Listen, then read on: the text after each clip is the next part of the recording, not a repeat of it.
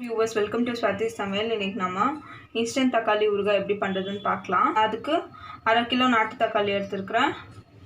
100 gram காஞ்ச மிளகாய், ஒரு கைப்பிடி புளி, உப்பு, பூண்டு, இஞ்சி. வாங்க இப்போ எப்படி பண்றதுன்னு பார்த்துடலாம். நம்ம இப்போ தக்காளியை கட் பண்ணிடலாம்.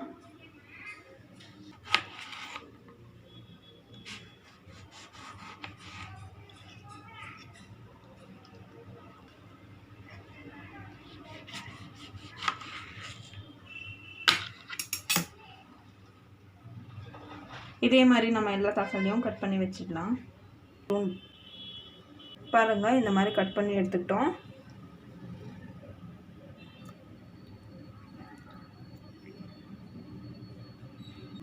இப்போ இதை எடுத்து சைடில் வச்சிடலாம்.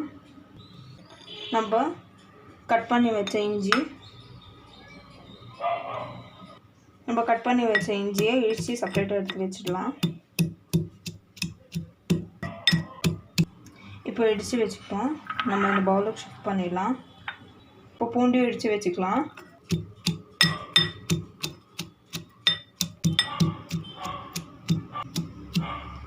பாருங்க, நம்ம பூண்டு இடித்து வச்சுக்கிட்டோம்.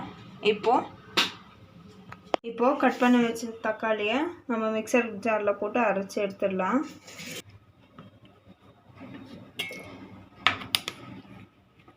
கட் பண்ணி வச்ச தக்காளியை இதில் போட்டுட்டோம்.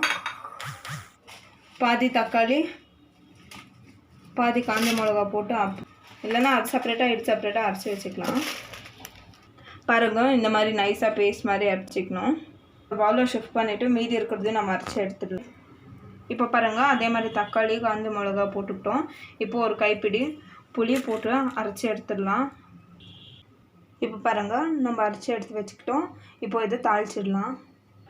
இப்போது தாளிக்கிறதுக்கு தேவையான இன்க்ரீடியன்ட் பெருங்காயம், சீரகம், கடுகு, வெந்தயம். இப்போ வாங்க வீடியோக்குள்ளே போயிடலாம்.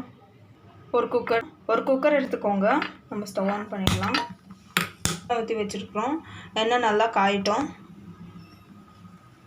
பாருங்கள், எண்ணெய் நல்லா காஞ்சிருக்கு. இப்போது ஒரு ஸ்பூன் கடுகு, 1/2 ஸ்பூன் சீரகம், 1/4 ஸ்பூன் வெந்தயம். பாருங்கள், கடுகு வெடிக்குது. இப்போது பெருங்காயத்தூள் போட்டுடலாம்.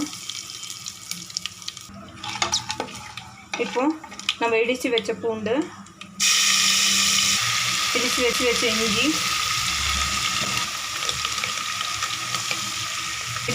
இஞ்சியை போட்டு பிறகு நல்லா ஃப்ரை பண்ணிக்கோங்க. அந்த பச்சை வாசனை போகிற வரைக்கும் ஃப்ரை பண்ணிக்கோங்க. பாருங்கள், நல்லா ஃப்ரை ஆகிருக்கு. இஞ்சி பூண்டோட பச்சை வாசனை எல்லாம் போயிருக்கு. இப்போது தக்காளி, காஞ்ச மிளகா, புளியெல்லாம் போட்டு அரைச்சி வச்ச பேஸ்ட்டை நம்ம இதில் போட்டுடலாம். நம்ம அரைச்சி வச்ச தக்காளி பேஸ்ட்டை போட்டுக்கிட்டோம்.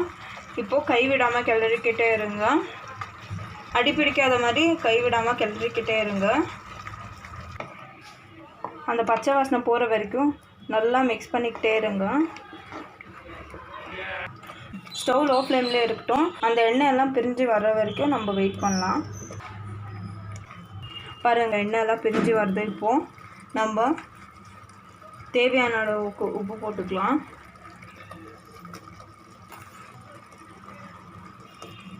உப்பு போட்ட பிறகு நல்லா மிக்ஸ் பண்ணிக்கோங்க.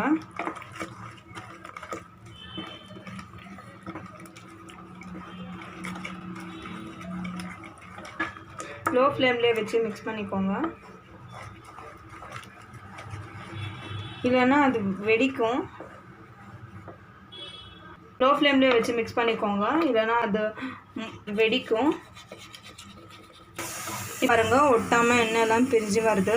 இந்த ஸ்டேஜில் நம்ம ஸ்டவ் ஆஃப் பண்ணிவிட்டு கொஞ்ச நேரம் இதை ஆற விட்டுருங்க. ஆற விட்ட பிறகு நம்ம பாட்டிலையோ இல்லை கிளாஸ் ஜார்லையோ எடுத்து ஷிஃப்ட் பண்ணிடலாம்.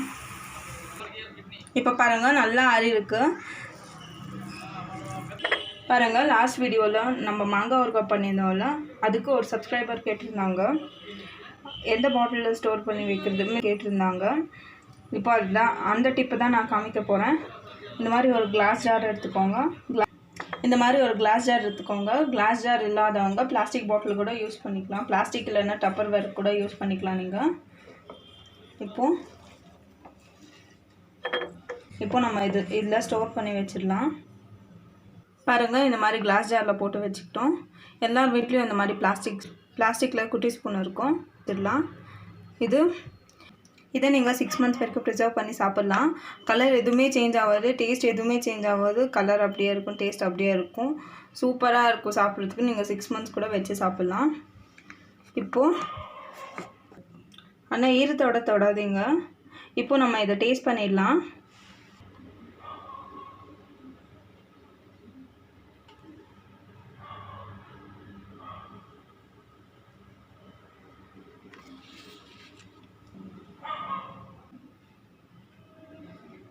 பாருங்கள், நம்ம இது இப்போ டேஸ்ட் பண்ணிடலாம். டேஸ்ட் பண்ணுறதுக்கு முன்னாடி நம்ம சேனலை புதுசாக பார்க்குறீங்களா?